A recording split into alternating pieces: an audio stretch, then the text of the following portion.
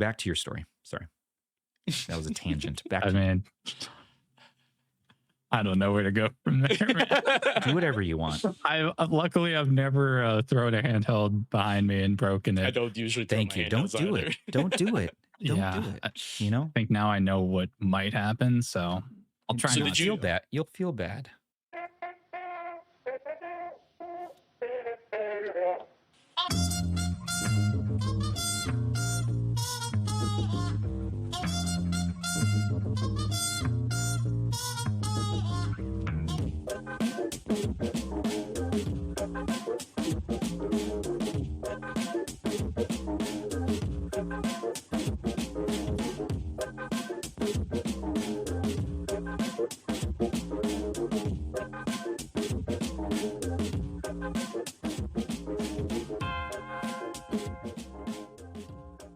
What is going on, everybody? Stubbs here from Retro Handhelds, your source for the latest in emulation and retro handheld news. But today we're not talking about the news. No, not at all. It's going to be our offline series with our special guest, Mr. MontoTech. Welcome to the show for the first time, sir. Yes, welcome to the show. What's up, everyone? Your blue hair is magnificent, and I want to know, where did you get that? Is that dye? What is that? You know, I just thought really hard, and you just kind of like over time. No, It's natural. It's natural. It's all natural. Yeah. Oh yeah. Yeah, I like that. I like that. Well, welcome to the show. We're going to be giving you a hard time. Plenty. We're going to haze you as we do with our new buddies. Holy. Oh, that's one. Is that part of the hazing? I dropped my Google. Am I supposed to go to you speaker. and help? No, my Google speaker. I slammed my fist on the desk as to be pronunciate, and then it knocked my Google speaker off the desk. To be pronunciate? Wow, I've never to pronunciate. Well, I don't think I've ever seen that word in there, exclaim used that way. I don't know what the word is. I'm not an English major, Rob. But welcome, Rob, Director Tech Daddy, of course, back to the show. Illustrious co-host. Yeah, man, your beard is getting somewhere. It's really going. I don't know what this is. Crazy beard. This is the unhinged doing right now. It's unhinged right now. I have to trim it, do my usual, manscaping and stuff. It's been a long week. It has been. You can tell it's been a long week. Also, I don't know what's going on here. My beard's like growing, like weird. Dude, you got the Wolverine. What the heck is going on with this beard? man, oh man. Yeah, you got this is YouTube stress right here. All that's from YouTube. Yeah. Maybe some kids a little bit thrown in there too. The children's as well. Yeah, you'll get there, Stubbs. Yours are still kind of young. They're youngins. They're definitely weathered, though. It was nice. You know what? It was great saying hi to them after being trapped in the woods for so long. In the cabin, of course. I'm home. I'm safe, everybody. By the time you see this, our Monday episode will have already aired, probably. So you'll already know the story. But this is the first time that I just got home and got on this podcast moments after saying, the kids are like, oh my God, where the hell have you been? We called the police. I'm like, oh my, it's okay. I'm alive. I escaped Trogbert's death prison. And I am home. I'm good. We're all fine. So I got my 040, of course, and I brought that in yesterday. I'm excited. Good. I brought it back. He didn't keep it. I'll talk about this in the pod. You already know the story. But I also brought back the Pocket S2 Pro. I was, to my surprise, not only was it great to see my kids and my wife again and my dogs, which they got skunked while I was away. Could you believe that? The whole house smells like a skunk. It's everywhere. It's the smells in my nostrils forever. I got to pour tomato juice in there, apparently. What is it with your house and the odd smells? Dude, does your house have smells? Is it smells? So we don't have time to get into this today, Rob. We have a guest. This is a guest episode. Yes, this is all about Monto. Yes. So this will probably be unboxed by the time you see this as well. But I got some real e-waste. You got some good e-waste. Yeah. Because people said that they were sad that I wouldn't buy any more e-waste off AliExpress. So don't worry, everybody. We got the V40 Max. My biggest dream, it says, is to stay young forever. So here we go with the basketball robot android guy. Look at that awful keypad. Let's get it on the box. And then of course we got the G30. Look at this thing. You got this like weird kind of cultish ritual thing going on in the middle of it. The dice symbol. Just wonderful. So I like the it's a constellation. Yeah. Beautiful. Yeah. Yes. You're the star. Have you tried connecting the star. dots on it to see what it does? We're gonna see. We're gonna unbox it. We don't know. We don't know. You're gonna summon something. You're gonna summon. This isn't a damn unboxing demon. podcast, gentlemen. And luckily, the coolest thing of all is look at these fun stickers. Okay, so these are LED blackout light dimming stickers for your handhelds. If you don't like the LEDs on your handhelds shining in your face at night, huh? What does that say on the? What's the brand name? It's Flaccid. No, it's Flanky. Flanky. It's like two little. Okay. It's Flanky. Oh, it's Flanchy. It's a light dimming stickers. What are you? So there's like. I know what those C's are all about. We can unbox this right now, though. Hold on, let me turn off the music. This is really. Oh, is this serious? Yeah. I've never seen a product like this before. So you got the 0-40, right?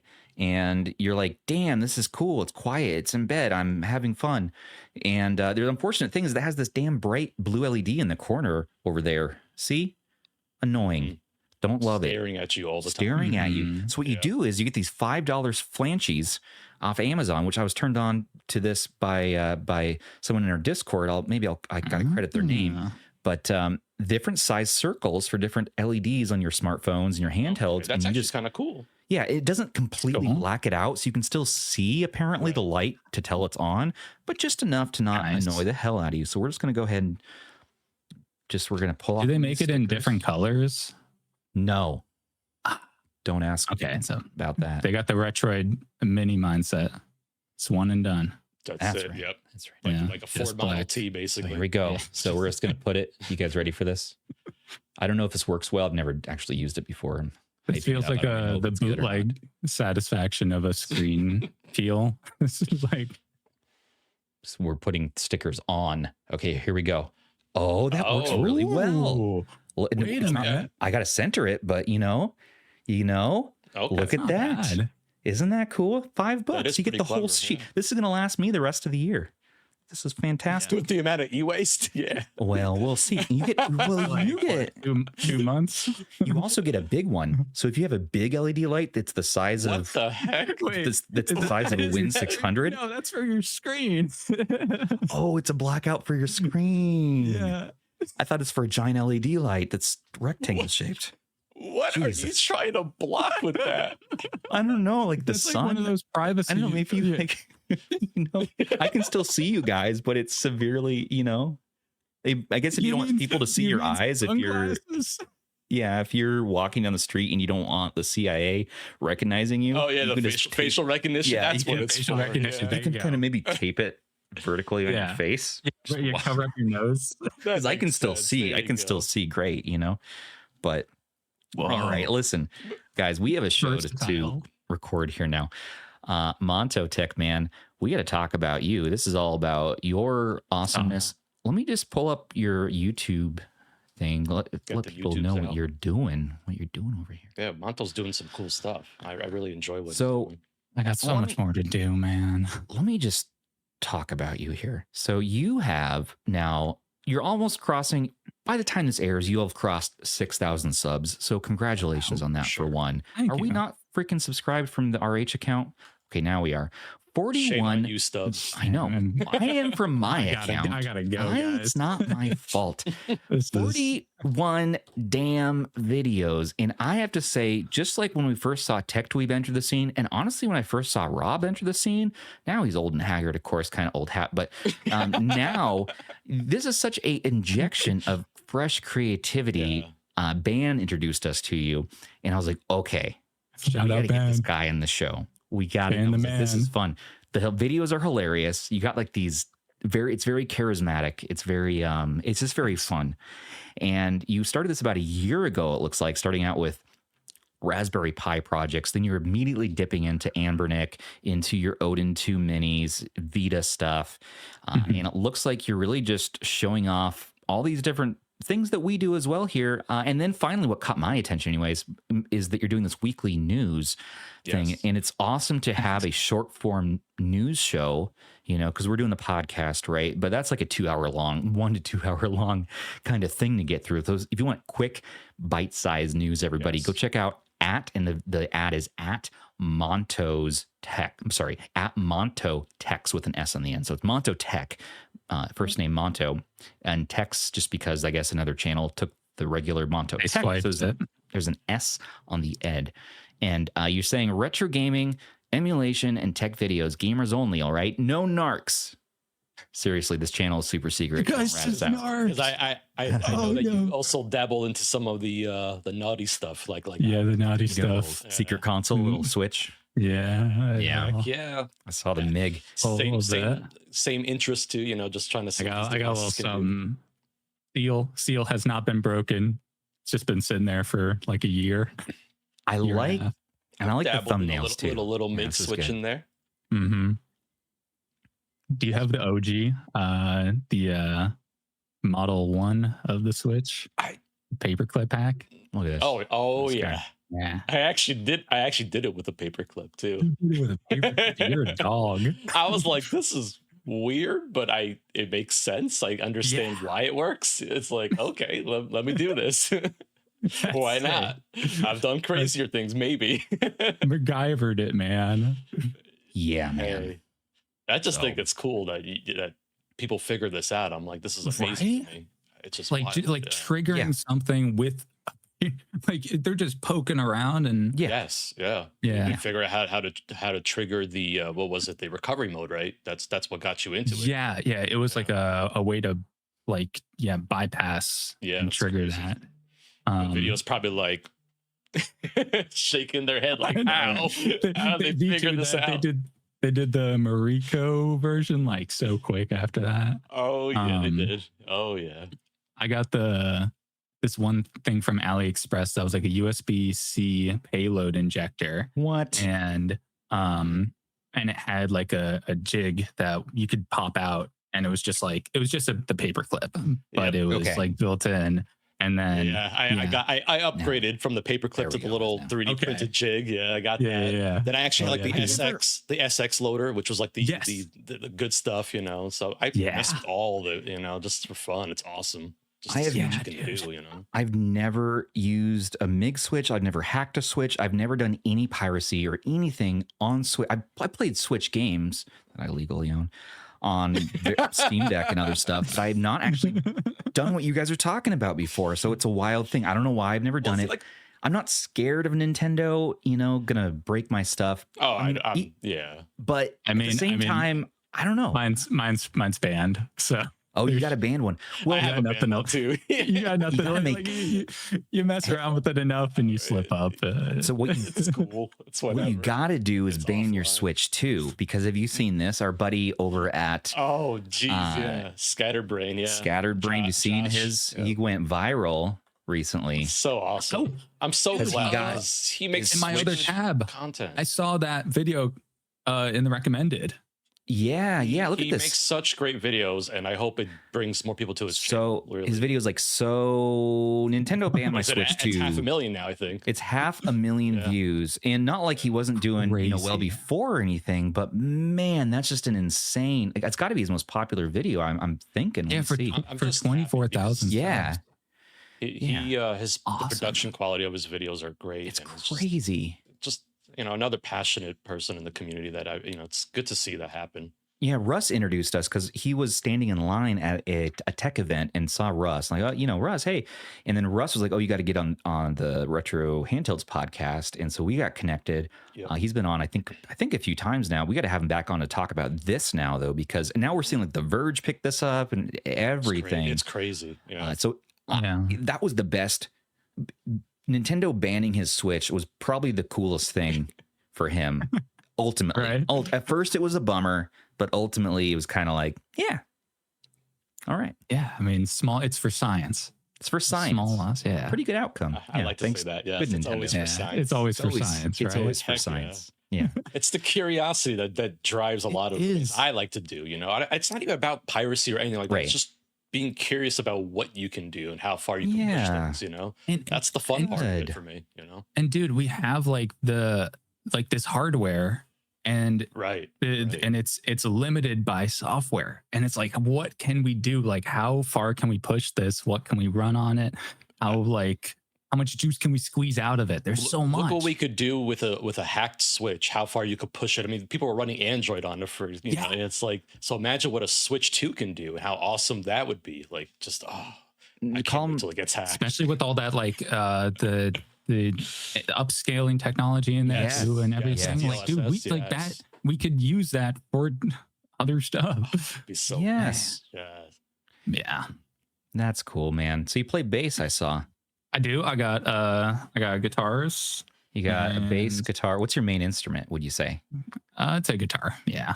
Bass is it's a 5-string. It's just for like really ripping. That's like is that a 5-string P bass? What I'm looking at over there? What's the P? What's the P? Well, it's just, it's the is it left-handed or is your camera mirrored? No, my camera's probably mirrored. Okay.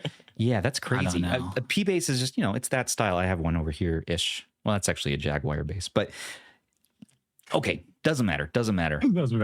But you are you in a band? Or like, what's the deal with the music there? Sort of. I've been playing guitar for like almost 20 years. Nice. On and off. And so I did like a little music project. You started when you were 9. You started when you were 9 years old? Yeah. Nice. Nice. Yeah, I got like a busted up acoustic guitar, like a one of those smaller ones that like you give to kids. I got one of those from a yard sale. And just never looked back. Got an electric when I was 13. Wow. And then I started getting into producing like 5 years ago, maybe 6. And so I was like so I've been like using, I got like different guitars because I wanted different tones out of like my recording stuff. Well, it's like handhelds. You got to collect different each one has like a different sound and like a different character to it, and like some are kind of busted up, but they're good for what they're doing. Yeah, it's like I have my sad guitars and my happy guitars. Like here's one that I use when I'm write happy music. Here's one for maybe heavier, darker music. And then that one's just like for fun. Just let's go funking out. You're just hitting the town, dude. Hitting the town, man. That's cool. We all got a handheld for hitting the town too. Oh yeah. What's your on the go handheld? Oh, that's a good question. Yeah. That's an easy one. Oh, this is why band likes them. This is why band likes them. GPD Pixel mini 2? Recognize mini, man, Pixel 2, Pixel 1. It's the Pixel 2. Yeah. Okay, Pixel. Yeah. I missed the Pixel 1 wave, but the Pixel 2 has been like so I first got the RG Nano. Yes. And then that put me onto like metal handhelds and like metal pocketable handhelds. Because it feels like it kind of feels like a solid, you're not gonna like worry if you hit a corner of a table or something, or drop it on the ground. Right. But I'm guessing you saw that the brick that comes in metal now. I bought 2 of them. Yeah. I couldn't buy all 3 because I feel like I'd let like the I would be letting the addiction. Ben has a stack of pixels in like every color. I think. Listen, man. trying to I'm slowly getting. I don't know exactly how many handhelds I have. Yes, it's a slippery slope. It can be. I'm trying to keep like a mental tab. How many do you have total, would you say? I'd ballpark it right now. Could you ballpark it? Yeah. I'd say I'd say like retro handhelds. It's a no judge zone. We're not judging. Yeah, no judgment. No judgment. I know you. Anything I say couldn't Rob wins. Whatever it is, Rob wins. He's I'm not even as bad as some community members. We were talking about this offline. So yeah. So I got about 30 retro handhelds, maybe a couple more. And then that seems I got a handful of Vitas because you gotta have some Vitas. A handful. Okay. All right. Yeah. Baker's dozen. Yeah. Baker's dozen. Yeah. So I say in total handhelds probably like 40. Oh wow, those 45. Those are rookie numbers. You got to bump those numbers up, man. You got to get those up. 50. It is 50 I've been in the handhelds game for less than a year, man. That's pretty impressive. It's Dude, no first excuse. was the RG556. At 50 handhelds in our Discord, you get the role of handheld hoarder, which is a not a role that you really should feel proud of having, probably, but nonetheless, you have a lot of handhelds. You might have a problem, but we still respect it. You know, we still like us who have the sickness. We were like, hey, man, that's right. Like our buddy Azil, he's got that 200-300 handheld swagger about him. You know, one handheld per game. You know. He's left it at 250 plus, which I think is well excess of 300. Honestly, he has a wheel that he spins to see what game he wants to play on a different handheld, and the wheel has like all these little tiny slices in it. It's like he's got one. I think I said it on the last episode. You could literally solve world hunger with that pie. I mean, it's like March 19th is my March 19th is my RG Nano Day. Yeah. Wow. One for every day. It's amazing. Per day challenge. Now I give you a hard time, and I give it's just, I have to have my fun here. We've done too many episodes of the show, but I think that 40 to 45 is already too much. Really, people listening to this who aren't buying these obsessively, they're going to hear something like that and be like, what in the world? 40 handhelds? Why would you have? In fact, I had a video where I was like, I'm going to get down to 25 handhelds, and people thought I was insane. Like, why would you want 25 handhelds? And I was thinking, like, people are going to make fun of me because I only have 25 handhelds now. You know what I mean? Like, you're a YouTuber, it's different. But I'm like deep in the swamp of the hobby. You know what I mean? So it's kind of part of it. I think. Outside looking in, I'm a psychopath. You know what I mean? And then I now have to make a video to right my wrongs, to be like, I'm going to get down from 130 handhelds this time. Unfortunately, I ballooned up there. I'm going to get down to 10. I got to get down to 10. 10? Yeah, because I have to right the wrong. And, it's time. It's time to find the 10 best. But here's the thing. Here's my rule, man. And this is what I think everyone should hold on to, is the fact that it's for the channel. It's for YouTube, right? We're YouTube reviewers. So we need to separate our collections. You have your collection that's for you, that you play, that you don't review. Maybe you do like some passion pieces on it and some retrospectives, but they're like your collection. Different room in your house, different drawer somewhere else. You have your comparison review units. Those don't count in my mind. Like, those shouldn't count, right? One per. You pull that out to compare for your reviews. That's part of your job. Got to keep them. So you need them. Yeah, that's part of it too for me. I mean, honestly, before YouTube, I used to always, sell, buy, sell, just to help keep funding the hobby. But now I hold on to things more. But I've gone through selling periods of like duplicates and things like that. So yeah, I try to keep it pared down, even though it seems like a lot. But yeah, I use a lot of it just for comparisons and just different reasons, I mean, just comparing performance and things like that. So it's what we tell our wives. It's for the channel. Come on. How often do you do the spring cleaning? How often is the big? Here is something I'm going to reveal to you. Here's something. This is big for me. Okay, the spring cleaning, I do it in the spring. Actually, it's summer now, so I'm gonna do it in the summer. But here's the thing that I've changed over to, and my wife thinks, like, why didn't you think of this from day one? Is I could reduce my handheld footprint in this household by half if I let go of needing the packaging. Why do we keep the packaging around for our electronics? Have you thought about that? Ultimately, do you think it adds value to the handheld when you go to sell it? Does it really? I don't think for retro handhelds, for Chinese emulation handhelds, there's no added value to have the packaging. Even Aya Neo. Think about it. I know that the Aya Kuhn box is cool. It's all wooden and crazy. I didn't get it when I got the Kuhn from Russ. Insane. It's pretty cool. It's pretty cool. What if you take out the instructions if you need those? You can keep the cord, all your little trinkets that those come with, put it in a little baggie, write Aya Neo on it, Aya Kuhn on it. And then Aya Neo in a Ziploc bag. You're taking the seat, you're taking the record out of the case, you're throwing the CD case out. You're throwing. Do you remember what I told you about the unboxing experience that you could go pay for the Switch 2? I know. The box is just as important, right? Listen, hold on.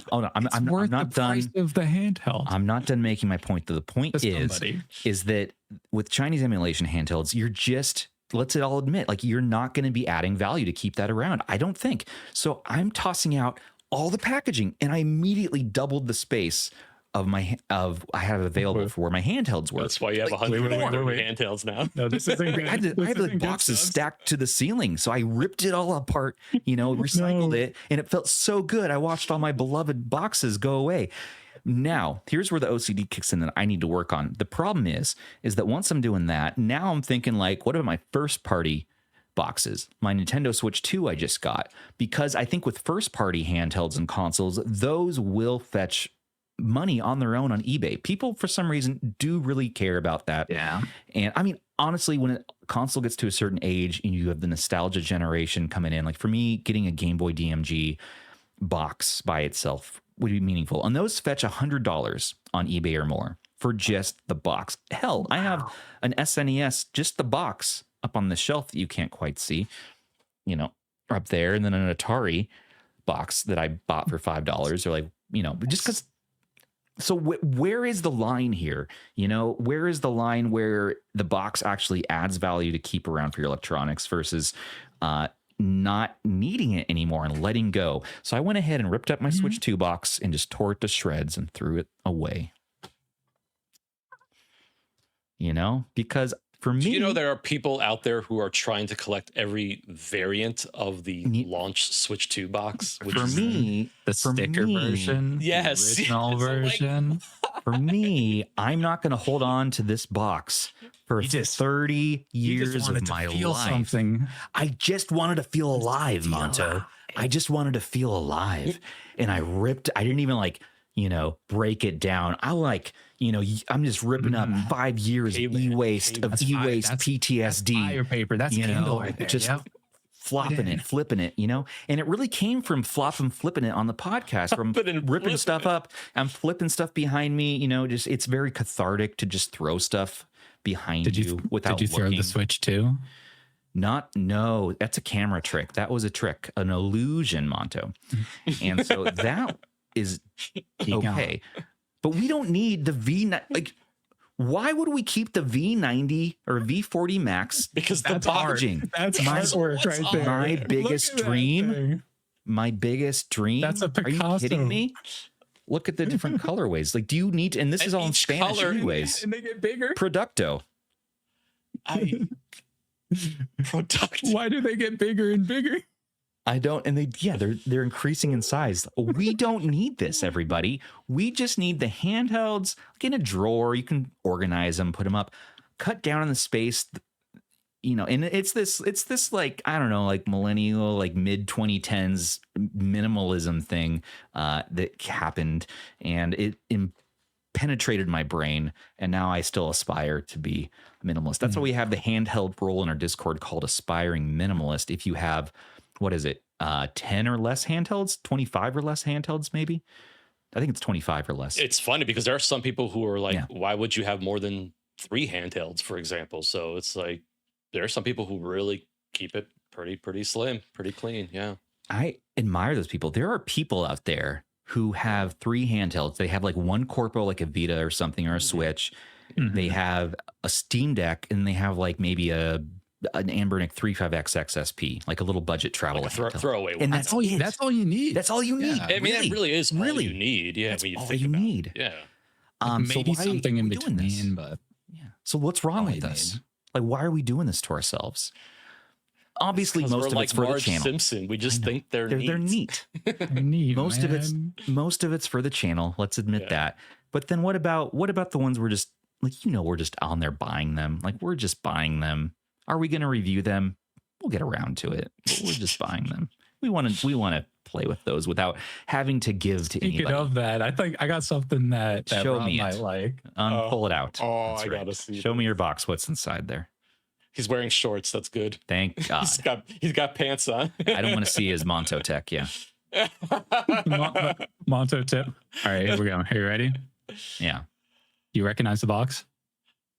That is a chode. That's that is the packaging for a My Mini handheld. That's Ban's favorite handheld.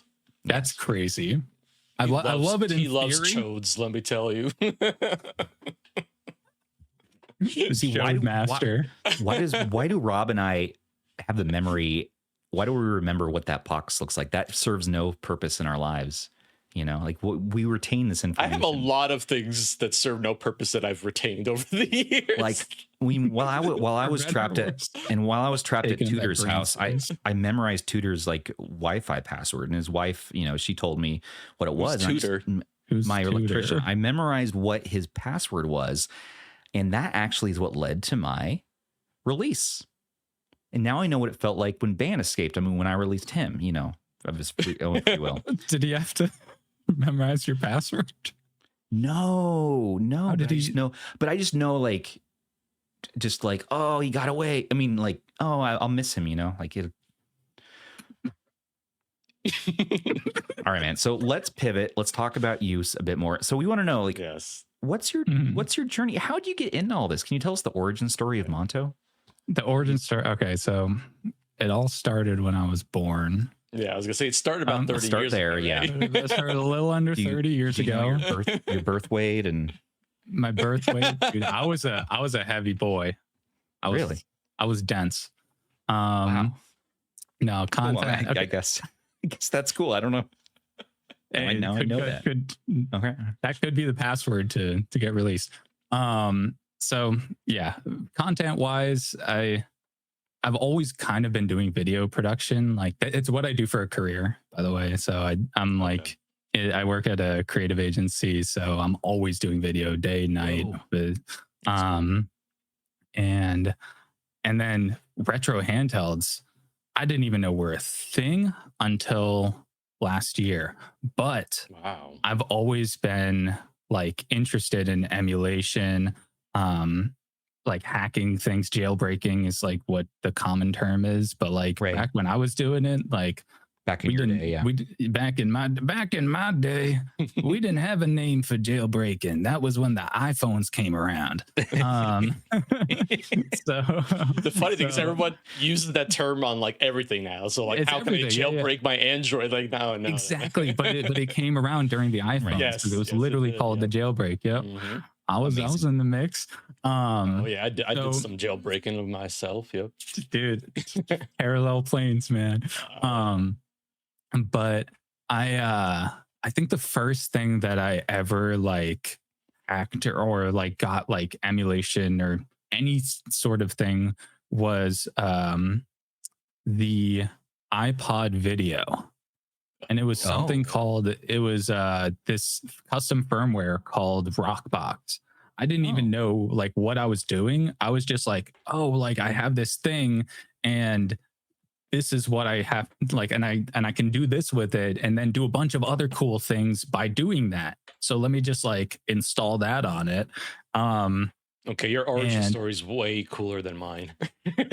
Come on. That's awesome. Man. I love that. Yeah, that's incredible though. That's really so that like kind of got like the gears spinning of like hardware. There's so much more potential with any piece of hardware. Like every handheld is like inherently limited by what software you're running on it. And usually it's like really, really nerfed by, the manufacturer or whatever.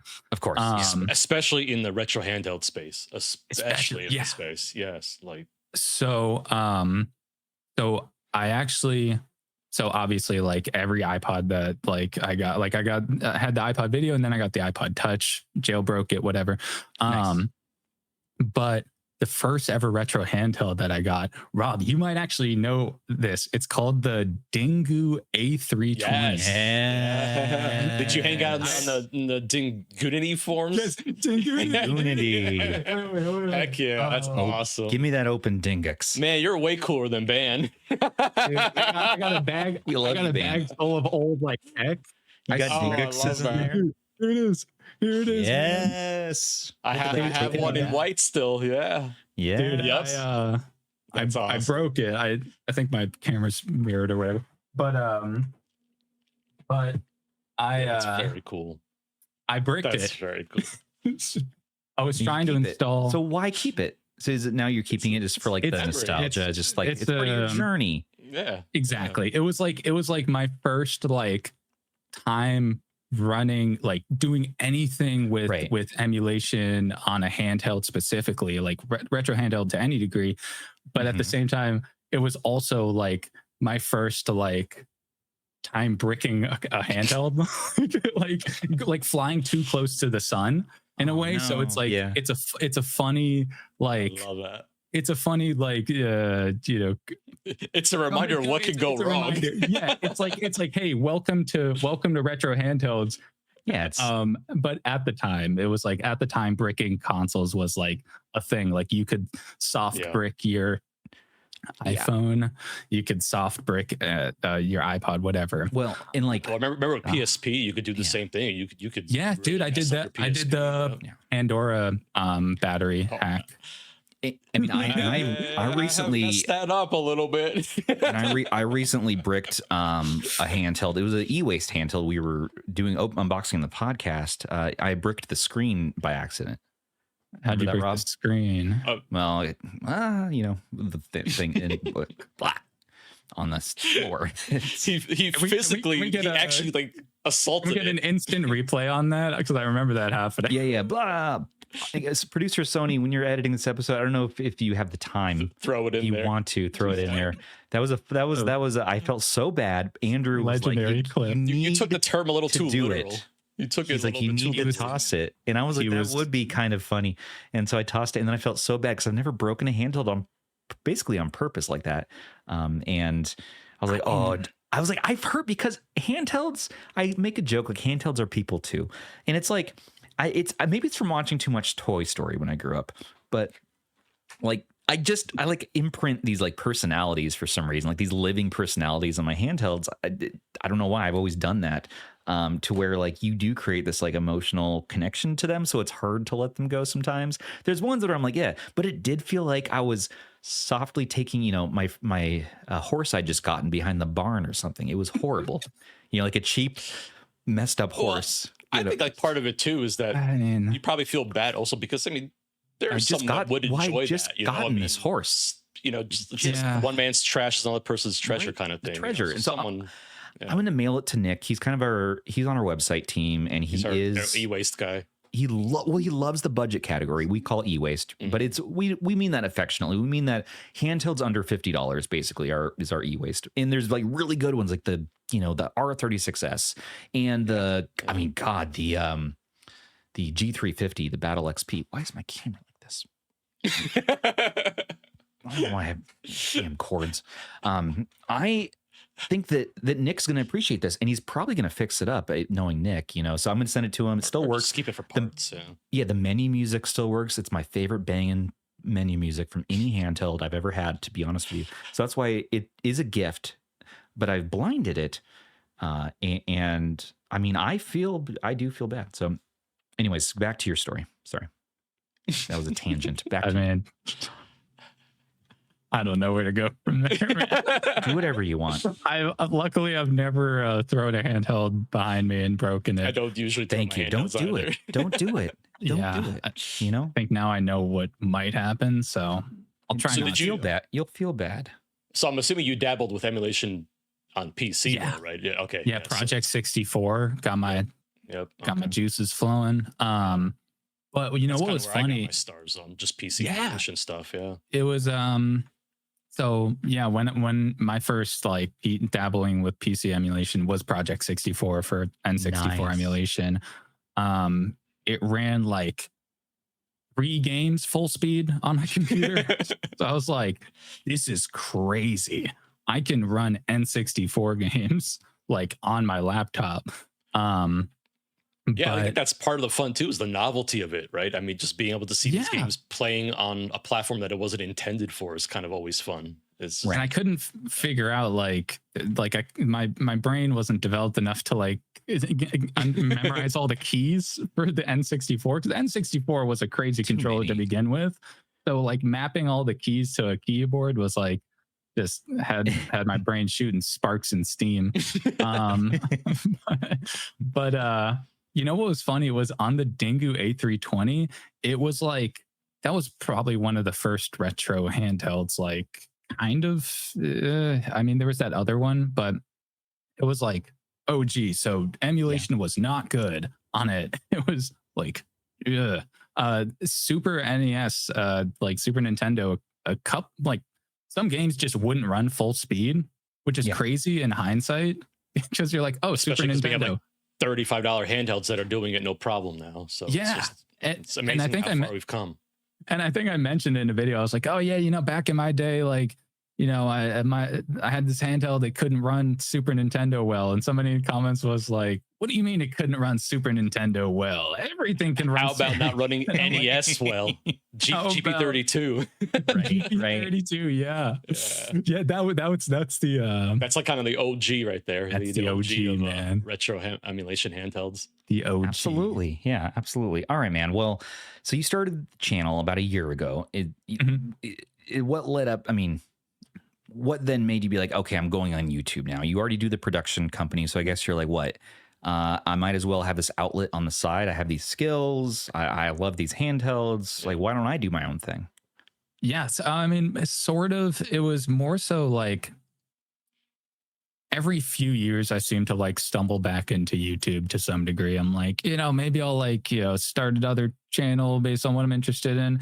Right. And like, it would always kind of like quickly, I would like make 1 or 2 videos and be like, I don't want to keep making this type of content. Right. Now you're, And then with this specifically, I got the RG556 and and as soon as I got it, I was like, this thing is like pretty powerful. It can run like a lot of GameCube and PS2 stuff, but like maybe it can do a little more. Yep. And I started getting into the secret console. The you like to think like me. Yes. Yeah. I'm like, there's something here.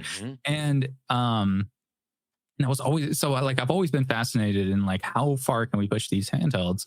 So with the RG556, I was like, I ran a couple Switch games and I was like, okay, this runs pretty well. Like not perfectly, but like you can tweak some settings. How many games can I get to run on this thing? And so that's where the first video on my channel came from. Not the like, you know, Raspberry Pi one, the one after that. The testing 100 Switch games on the RG556. Rob's Yeah, I was like literally, I have a video that covers 50 games, and I'm like, I think it was the same idea. We started playing some games, we're like, wait, these games are actually running better, and I kept throwing more games at it. And like, okay, let me try to find 10 games, and it was 20 games. Like, what is going on? This chipset can do more than it seems it can, you know? So yeah, it's just awesome to see that.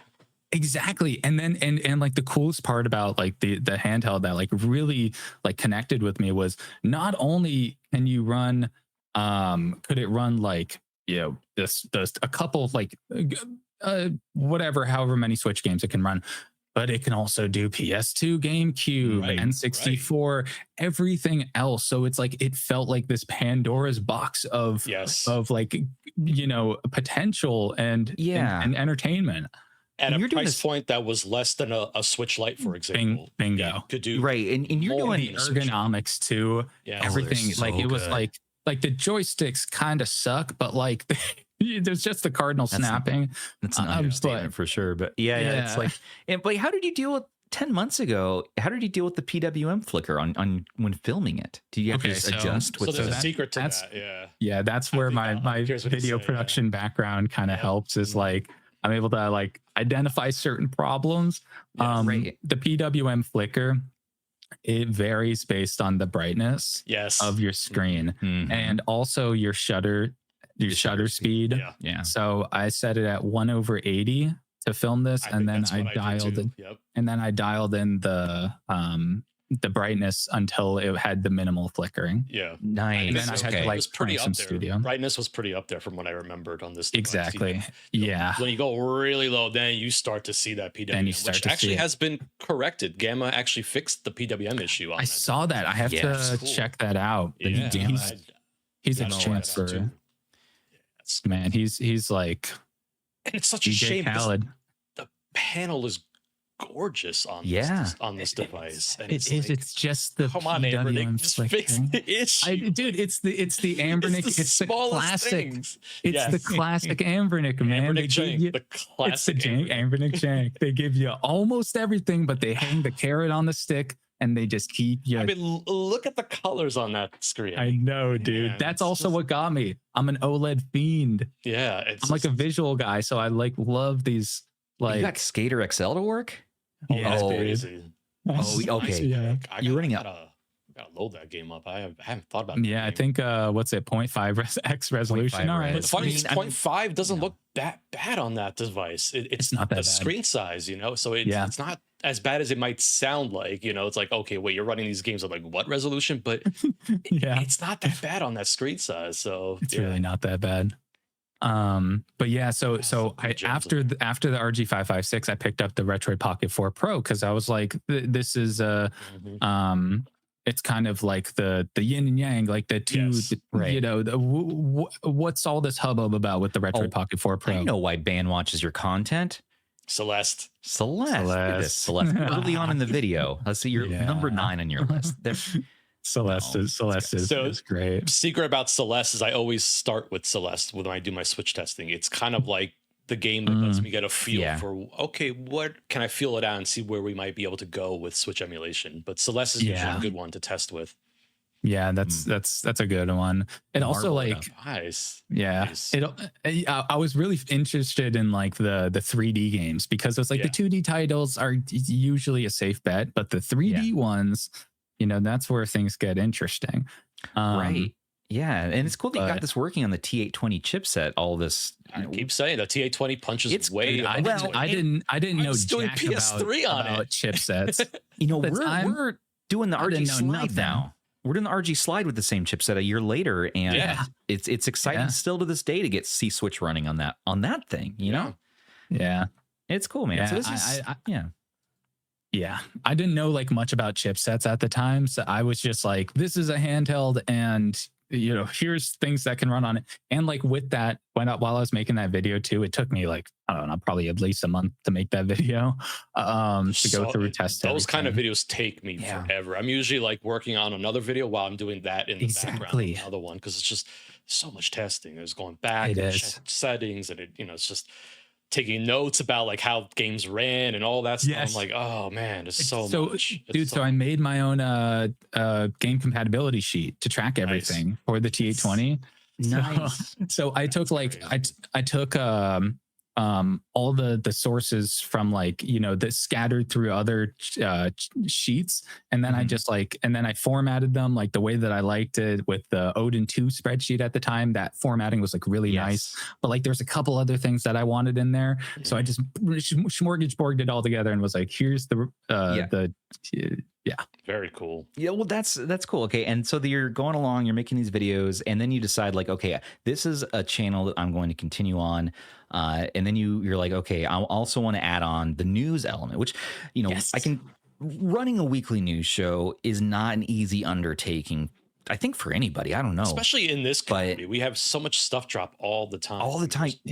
Every day there's stuff going on. It's crazy. You won't run out of content to cover, which you think you will. You're like, this week maybe I'm not going to have enough to talk about. Every week we're like, oh no, we don't. We have to cut things. It writes itself every week. We have to cut out like half the stories we want to cover. We have to just cut out.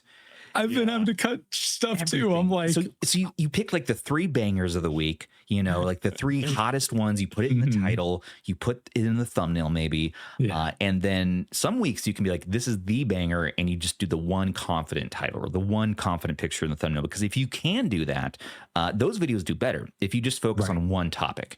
And then coming back to that every week and still having the creativity and still having the drive and still having the motivation to keep going. It's a lot. So kind of kudos for getting into that. How long have you been doing the news part for?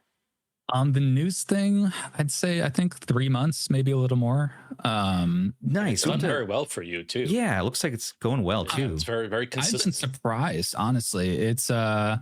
It was a way, so I kind of did it out of necessity for my own, like, I guess, content creation health, because doing those reviews, you know about how long reviews take. Yes. And dude, they're like, I'm trying to find a way to make them not draining. It's like, I love it because you really want to do these handhelds justice and show and do like people who are watching it, like they're taking time to watch this, so you want to do them justice, you want to do the handheld justice, and you want to like keep their attention while also informing them. So there's so much that goes into these reviews, and then also like throughout all of that, like really understanding the device and getting familiar with it. So doing that like repeatedly, it was getting harder for me while it was getting easier to formulate like opinions and stuff like that. It was getting harder to keep the reviews coming. So I was keeping up with the news just naturally from being interested in handhelds, and I was like, smart. Yeah, and I was like, I kind of just thought maybe other people, you know, I like watching new stuff. I liked watching your guys' podcasts. I like watching, you know, Joey's Retro Handhelds, obviously. Like there's like Mr. Sujano too. Sujano. So there's like I love like I love to grind. Dude, Daily Grind. He's a champ. He's doing the daily. We tried our show daily for 2 weeks. I think 2 weeks. I was like, you're for like 2 weeks. An animal, and we're guys done. Well, because animals. You know, right? The production that goes into the shows, people might watch it and be like, "Oh, you're just rambling. You're just rambling through the news." But it takes a lot of prep research. It takes organizing your topics. It takes, you know, getting all of the pieces put together. And then if you're editing on top of that, like we're just doing it live, like, and then it's done, you know, we're not editing, but you're editing that too. And that is just a drain, but at least you can edit it a lot faster than you can a review. So I get that. And you're augmenting your content and you're having a reason for people to come back every week, and they're not waiting on that next review. It's smart. And it's good. It's good. And then during the week, like between the news videos, I get to work on like other stuff. I'm just trying to work on ways to be more efficient with everything because, I mean, 2 years later, I'm still doing the same thing where I'm trying to figure out the balance between, you know, still doing some reviews, but also alternating the content and keeping it interesting, but also be able to keep that workflow going where I can actually put out videos, you know, and be consistent about it. And you always have that backlog of like ideas too. Like the ideas come so much faster than it takes to make them. And so like, it's just, how do we like grab onto it? There you go. A list of these are recent ideas. I have this whole page of like at least 50 to 100 ideas. I actually have a document I save on my computer of stuff. I'm like, and many. You want to do so much. I tried fruitlessly to organize them and be like, I'll release this video, I'll make it by this point and release it this point. It never happened. Never once. Smokes by. And I'm I have ideas I wrote down in 2022 that I'm still waiting in the queue. I'm like, when I get through my obligation reviews of things that I've been sent, then I'm going to do these passion pieces. That's the other thing. I still can't. I can barely get to one of my passion videos, maybe one every 3 months. You know, I can get to, and I have 5 already filmed. I just need to edit them and do some additional narration. They're ones I really enjoy, but I don't know when I'll get to them. And these other ones take precedence. You got embargoes, right? And you got like, as a YouTuber, what's up with the embargoes, man? I know, what are embargoes? They come, they go, they're this, they're that. They don't matter. Embargoes actually work outside of the retro handheld space. I see all these. It's like seeing, like, again, with the horse reference, it's like seeing this like kind of this pony learning to walk for the first time, like with these embargoes from these companies. Wow, you know, they're falling over like this, and they're taking the target and they're moving it. They're moving it a little sooner, and then they're like all of a sudden like, oh, we're launching the handheld like 3 days early. Oh, what about the embargo? Well, I don't know. Like, I guess stick to the original embargo still. We want people to order and buy the thing, but we don't want them to cancel. They might see a review and they'll want to cancel. Like, what the hell? So I'll just release the video at that point. I'm like, screw that, you know, release the video. There you go. Because I mean, also as reviewers, right, we know the algorithm a little bit. We know, like, we need to be front lines as much as possible to kind of get that first kind of that ride. And then not only that, but people want to know after they buy something, or if they want to buy something, if it's good, before they buy it, if it's good, do they want to cancel their order? And so I'm seeing these embargoes go up, and I think it's mainly because of that. I don't know for sure, but that's my sense, my assumption. So close. They're so close to them. Right. It's so they want to make sure people aren't going to cancel. Yeah, and that's the thing. It's so different, like in contrast to other companies that I've worked with that also do embargoes, but they're actually professional. They're actually legitimate about it. And it's not even about so much like keeping orders from getting canceled. They usually have a whole period of where it's like a pre-order period and you can order or not order. They don't care either way, but it's like they stick to their embargo dates. There's a reason for it. And it's like in the retro handle space, they're just throwing stuff at the wall and seeing whatever sticks. And it's like, what are we doing here? Yeah, right. It's like they're like seeing them and they're like, I want to do that. Yeah, I want to look professional like that. I want to look professional. But they just. I'm a legit tech. I'm a businessman. I'm a businessman. Yeah. Like you said, it's like it's always like a week before the pre-order, like max or whatever, or like it's always just like a weird timing of the embargo. And then you guys ran into the whole like double embargo thing with something else recently. What's it, the slide? The slide, which was really odd. I mean, like, and this is a new thing for Ambernick too. Ambernick hasn't really been doing embargoes before, so this is kind of like a new thing they're doing. And I'm like, I don't understand why. Everyone knows what the TA-20 can do. It drives me nuts, man. The crazy part, the TA-20, it's like we know what it could. Yeah, this has been out for what, a year and a half? A year. You're like, come on. I don't know. It's just weird. It's a weird and quirky space. It's so strange. And I'm sorry, guys, too. I'm a little distracted right now. I got to cut out in a few minutes because I'm headed to a band practice. I'm playing with the band tomorrow night. Nice. It's part of this like funeral celebration of life thing I'm doing for a buddy who I just lost. But I won't get into that too much now. But it was a bummer. He was a funny, hilarious dude, musician I played with for a long time. Anyways, I'm printing the songs, and one of the songs we're playing is called apparently "She Googled Me." Like, what? I guess it's a comedy song. I got to learn the words real quick. I don't know. Never heard of this song. Starting to multitask. Googled me. She Googled me. I don't know if that's a famous song. Whoa. So I got to like figure that out. Get so I don't Googled, know if you're free tomorrow night. Maybe you could come over to Portland, Oregon. No big deal. No pressure. I know you're in Boston. And maybe we could fill in. I could use a bass guitar. Yeah, no doubt. Would you want to? We'll talk about it. Would you want to Google her with me? I mean, I'm honored. And I accept. I'll Google it. We'll get Googled. Okay, let's get Googled, man. Let's do it. Let's get Googled. No, we're also doing some fun covers though. Like that is a weird thing to Google yourself. Yeah. Have you guys ever done that? Yeah, I Googled myself. It's always something new. Yep. And it said that I have a criminal record. It says like there's like 5 criminal charges, and so I fall for this thing, and I pay money for this like identity website. I pay him like $5 or something. I'm like, what the hell? I'm like, what is this? Why has this never come up before? Like in a job or something. I get in and it's like it's listing like traffic tickets or like a speeding ticket I got when I was like 18. And I'm like, what? You're a criminal. You got this long list, but you can't see it. Right. And it makes it look You got to give us a little money. Because you look up your name and it's like, this person is a criminal. They're a known criminal. And I'm like, oh my God.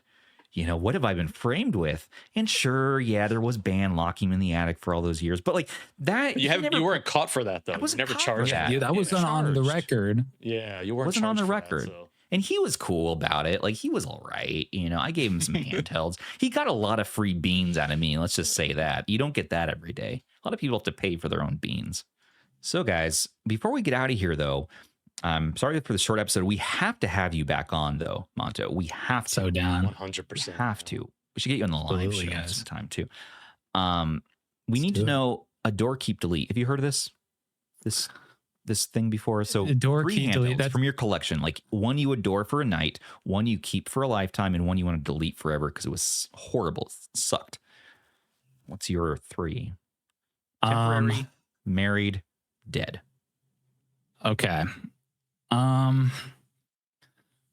Temporary, maybe. Okay, so I don't know if these are going to be like contentious ones, but I'm just gonna say it. So I don't have the Odin 2 portal, but that one would probably be like a merry one if I had it. But so for the married, I gotta say Pixel 2.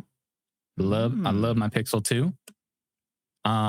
For one night, maybe just the Retroid Pocket 5. I have the Odin 2 Mini, but it's just the screen is just not good to me. It's weird.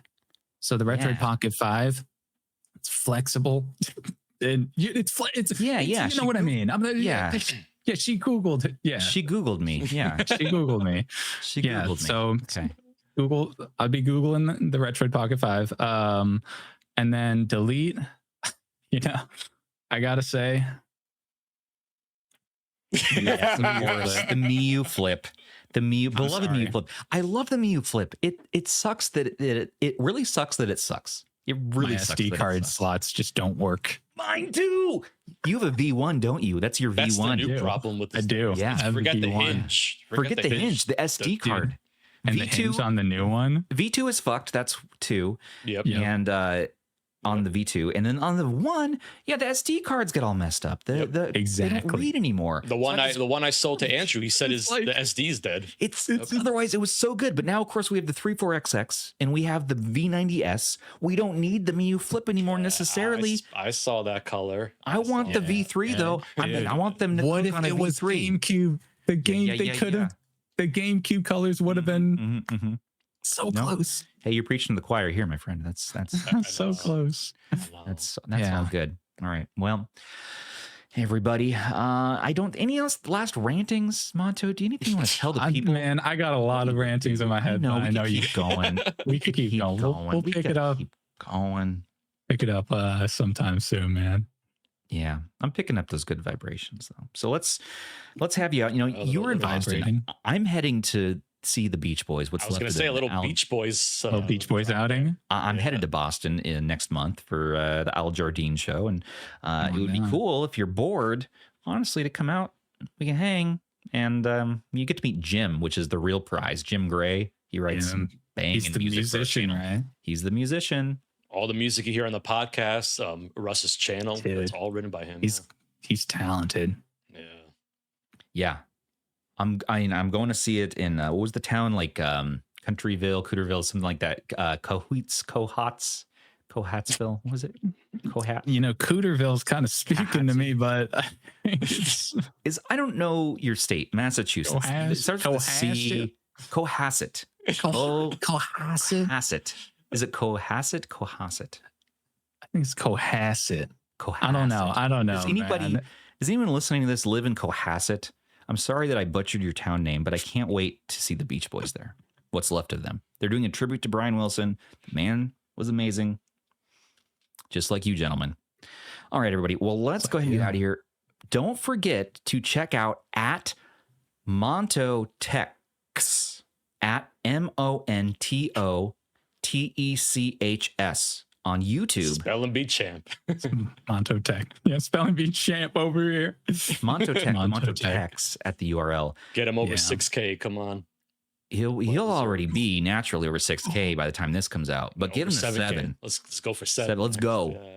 Let's go. And while you're at it, buy some merch. Why not? Hey, you need a shirt? Come on. Look at this. We have new ones too. Look at this.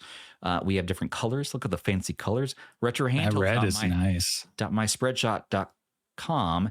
And we have, of course, Rob's tie-dye shirts if you're into that 60s music.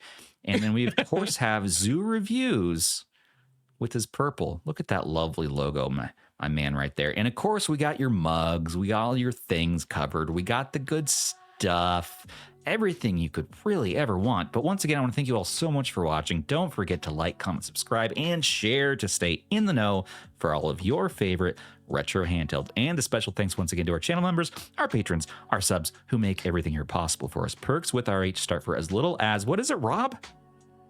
$3 a month. That's right. Hey, I was like, wait, I forgot for a second. Well, and while you're at it, join us in the Discord to chat and play games. Good value. Join us on the podcast every Monday, where you're going to be seeing all the antics from us for our 1 to 2 hour podcast and news and unboxings and craziness. Sometimes we'll get there one day. And then check out Monto over here, who releases his news on what day? I do Mondays. I try Mondays. So come on by every Monday. Choose a new day. Tuesday, he releases them on Tuesday. And check him out there. Watch both, Watch actually. me in the morning. You just watch. Oh yeah. You do Monday morning? Double dip. On Monday morning. On Monday morning, I tee it up. I'm the appetizer. So and then I pass it off to I watch my Sujana with chef. breakfast. I watch Sujana with breakfast. I watch Russ with lunch. I'll catch up with you at 1 to 2 p.m. Pacific time, and then we'll do our podcast break. at 6. Yeah, so Mondays are the busy. That'll be good. But till the next one, everybody. This has been Stubbs on behalf of Monto and Rob and myself and producer Sony saying, take care of your handhelds and each other. We love you. Go out, do something fun for yourself. Don't buy any e-waste. And also recycle these product boxes. You don't need them. They don't add value.